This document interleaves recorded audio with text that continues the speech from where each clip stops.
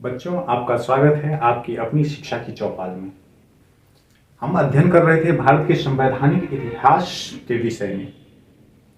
इसी क्रम में हमारा आज का विषय है 1909 ईस्वी का मार्ले मिंटो एक्ट या 1909 ईस्वी का भारत परिषद अधिनियम। तो अगर हम बात करें तो 1909 ईस्वी के भारत परिषद अधिनियम को मार्ले मिंटो सुधार भी कहा जाता है। अब यहां पे मार्ले से तात्पर्य है, मार्ले तात्कालीन यानी उस समय के भारत सचिव थे और मिंटो उस समय के भारत के वाइसराय थे। तो इसीलिए चूंकि इन दोनों ने मिलकर यह सुधार प्रस्तुत किया, इसीलिए इसे मार्ले मिंटो सुधार के नाम से जाना जाता है। और भारत परिषद लिखा हुआ है, तो मैंने बताया था इससे पिछले वीडियो में कि भारत परिषद अधिनियम लिखा हुआ है, इसका अर्थ परिषद से संबंधित सुधार जो है शामिल होंगे इसमें। हालांकि 1909 का जो भारत परिषद अधिनियम था, अगर ये क्यों लाया गया, इसके ऐतिहासिक पृष्ठभूमि के बारे में जाने तो बंगाल विभाजन के बाद जो विद्रोह हुआ उससे निपटने में तात्कालिक कानून सक्षम नहीं था। अतः मार्ले और मिंटो को लगा कि भविष्य में ऐसी स्थितियों से निपटने के लिए परिषद में कुछ सुधार की आवश्यकता है, साथ ही कई अन्य निर्णय लेने की आवश्यकता है ताकि भविष्य में इन विद्रोहों से निपटा जा सके। और उसी के परिणाम स्वरूप 1909 ईस्वी का भारत परिषद अधिनियम आया। अब जब ये परिषद में सुधार से संबंधित थी, तो परिषद, मैंने आपको बताया है कि परिषद दो तरह के थे, एक केंद्रीय और दूसरा प्रांतीय। तो सबसे पहले केंद्रीय विधान परिषद जो थी, नंबर एक, केंद्रीय विधान परिषद जो थी उसमें सरकारी सदस्यों के बहुमत को सुनिश्चित किया गया। अब आप दिमाग लगाइए, सरकारी सदस्यों के बहुमत को सुनिश्चित किया गया, यानी सरकारी सदस्य जो थे वह तो अंग्रेज सरकार द्वारा जो है चुने जाते थे।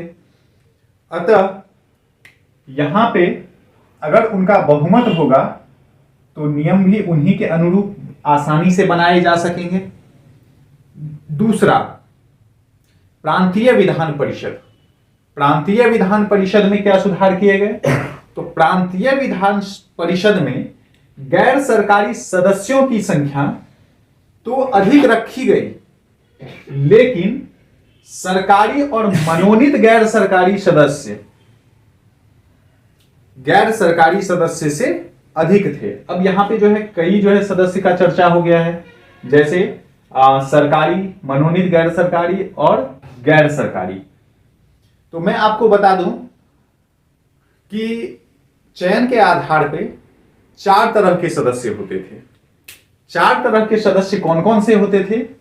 एक होते थे पदेन।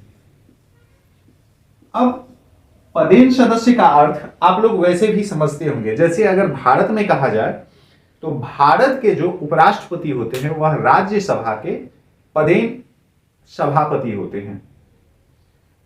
तो इसका अर्थ है कि दूसरा पद जो ऑटोमेटिक एक पद पे आने के बाद मिल जाता है, तो दूसरे पद को पदेन कहा जाता है। तो इसी प्रकार पदेन सदस्य वैसे सदस्य हुए जो किसी संस्थान के सदस्य थे और उस संस्थान का सदस्य होने पे ऑटोमेटिक उन्हें विधान परिषद की सदस्यता मिल जाती थी, या किसी पद पे थे और उस पद पे होने के बाद स्वतः ही उन्हें विधान परिषद की सदस्यता मिल जाती थी। तो एक हो गया पदेन सदस्य। दूसरा सरकारी सदस्य, जिसका चयन अंग्रेज सरकार द्वारा किया जाता था। तीसरा गैर सरकारी सदस्य। तो गैर सरकारी सदस्य को 2 वर्गों में बांटा गया है, एक मनोनीत और दूसरा निर्वाचित। मतलब एक वैसे सदस्य थे जिन्हें वाइसराय द्वारा मनोनीत किया जाता था, या अगर प्रांतीय विधानसभा में है तो वहां के गवर्नर जनरल द्वारा मनोनीत किया जाता था। और दूसरे वैसे जो चुन के आते थे। तो यहां पे प्रांतीय और केंद्रीय विधानसभा से में जो सदस्य चुन के आते थे उनके चुनने की प्रक्रिया भी बड़ी जटिल थी।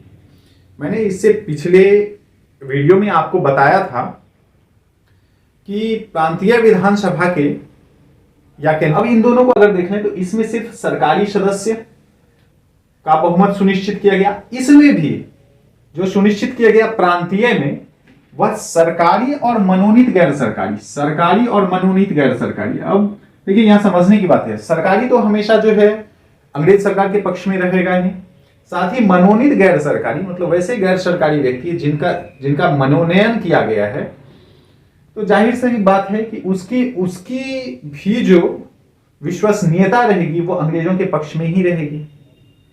तो इस प्रकार इन दोनों के गठजोड़ को अगर मिला दिया जाए तो वह गैर सरकारी से ज्यादा था। तो हालांकि गैर सरकारी को सबसे अधिक जो है सदस्य संख्या थी, लेकिन इन दोनों के गठजोड़ से कम थी। अतः अभी भी निर्णय क्या था, इनके पक्ष में था। तीसरा काम क्या किया गया कि सरकारी सदस्यों के अधिकार में वृद्धि की गई।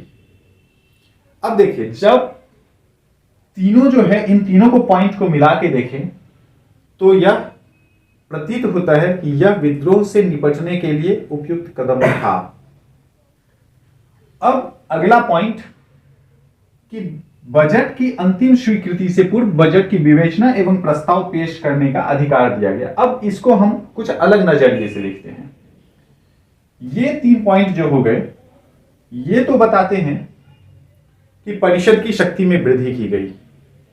तो अब देखिए, अगर हमें किसी से निपटना है, अगर हमें अपने शत्रु से निपटना है तो 2 तरीके हो सकते हैं। एक, हम अपनी शक्ति बढ़ाएं, दूसरा विरोधी की शक्ति को कम करें। तो यहां पे अंग्रेजों ने सुनियोजित ढंग से यही काम किया। पहला कि उन्होंने परिषद में की शक्ति बढ़ाई, परिषद में अपनी शक्ति बढ़ाई, और दूसरा उन्होंने भारतीय जो क्रांतिकारी थे उनकी शक्तियों में कमी की। अब कैसे कमी की, तो 2 तरह से। तात्कालीन भारत में 2 तरह की दलीय शक्तियां थी। कौन कौन सी, ये आप लोगों को बेहतर मालूम है। एक कांग्रेस, भारतीय राष्ट्रीय कांग्रेस, और दूसरी नाम जानते ही होंगे, मोहम्मद अली जिन्ना, उन्हीं की मुस्लिम लीग, मुस्लिम लीग। अगर इन दोनों में व्यापक पैमाने पर फूट डाल दिया जाए तो विद्रोह फैलने की संभावना कम होगी, क्योंकि विरोधी की शक्ति कम होगी। दूसरा, इसे भी संतुष्ट कर दिया जाए और इसे भी संतुष्ट कर दिया जाए, फिर भी विद्रोह होने की संभावना काफी कम होगी। तो यही कार्य किया गया। सबसे पहले आप यहां पे जो गैर सरकारी सदस्य की संख्या थी, इनकी संख्या अधिक रखी गई। तो नरम दल वाले खुश कि मेरा प्रतिनिधित्व जो है बढ़ा। साथ ही साथ बजट की अंतिम स्वीकृति से पूर्व बजट की विवेचना और प्रस्ताव पेश करने का अधिकार विधान परिषद के सदस्यों को दिया गया। तो थोड़ी सी ही राहत सही, लेकिन फिर भी जो है नरम दल वाले जो है खुश हुए। तीसरा कि वायसराय की कार्यकारिणी में पहली बार भारतीय की नियुक्ति की गई। तो वायसराय की कार्यकारिणी में पहली बार भारतीय की नियुक्ति की गई, ये एक बहुत बड़ी बात थी, क्योंकि इससे पहले कभी भी वायसराय की कार्यकारिणी के बारे में मैंने आपको बताया था।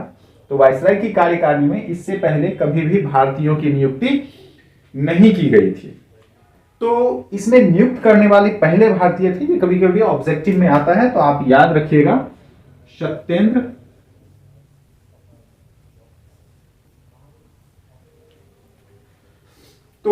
सत्येंद्र प्रसाद सिन्हा की नियुक्ति की गई। तो इस प्रकार जो है नरम दल वाले खुश हो गए इन 3 चीजों को देख के। अब इनमें बिखराव कैसे पैदा किया जाए, तो उसके लिए क्या किया गया कि सांप्रदायिक प्रतिनिधित्व की व्यवस्था कर दी गई। सांप्रदायिक प्रतिनिधित्व क्या हुआ कि मुस्लिमों के लिए अलग निर्वाचन क्षेत्र के साथ साथ अलग निर्वाचक मंडल की भी व्यवस्था कर दी गई। अब आपके दिमाग में आया होगा कि ये अलग निर्वाचक मंडल क्या होता है। तो पहले निर्वाचक मंडल समझिए क्या होता है। अब राष्ट्रपति का चुनाव जानते हैं होता है, तो राष्ट्रपति के चुनाव में क्या भारत का प्रत्येक नागरिक वोट करता है?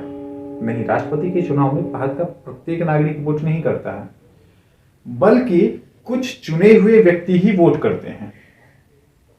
तो कुछ चुने हुए व्यक्ति वोट करते हैं, तो उसी प्रकार इसमें भी व्यवस्था की गई थी कि कुछ चुने हुए व्यक्ति ही वोट करेंगे। और वो चुने हुए व्यक्ति कौन थे? तो अगर वह मुस्लिम प्रतिनिधित्व वाला क्षेत्र है, जहां पे मुस्लिम आबादी अधिक है, तो उस जगह पे सिर्फ और सिर्फ मुस्लिम ही खड़े हो सकते हैं इलेक्शन में और मुस्लिम ही वोट करेंगे।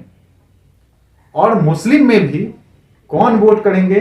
तो वह राजस्व, शिक्षा, आय, इसके आधार पर निर्धारित होता था कि इनके द्वारा वोट किया जाएगा।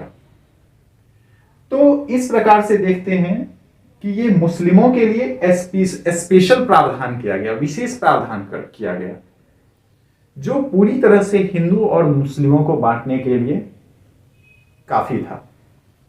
क्योंकि मुस्लिमों को लगा कि मुझे अतिरिक्त अधिकार मिला है और इसका मैं अधिकारी हूं और ये मुझे मिलते रहना चाहिए, जबकि हिंदुओं के मन में इसके विपरीत भावना गई कि एक ही देश में उसे अधिक अधिकार और मुझे कम, ऐसा क्यों? तो इस प्रकार 1909 का जो भारत परिषद अधिनियम था, वह एक विभाजनकारी और सांप्रदायिक अधिनियम था। इस अधिनियम के द्वारा अंग्रेजों ने भावी विद्रोह को दबाने के लिए कांग्रेस और मुस्लिम दल में दरार पैदा की, साथ ही साथ हिंदू और मुसलमानों में भी विभेद पैदा किया, ताकि कोई बड़ा विद्रोह ना पनप सके। ठीक है दोस्तों, तो अब मिलते हैं हम कि आपकी अपनी शिक्षा की चौपाल के अगले क्लास में।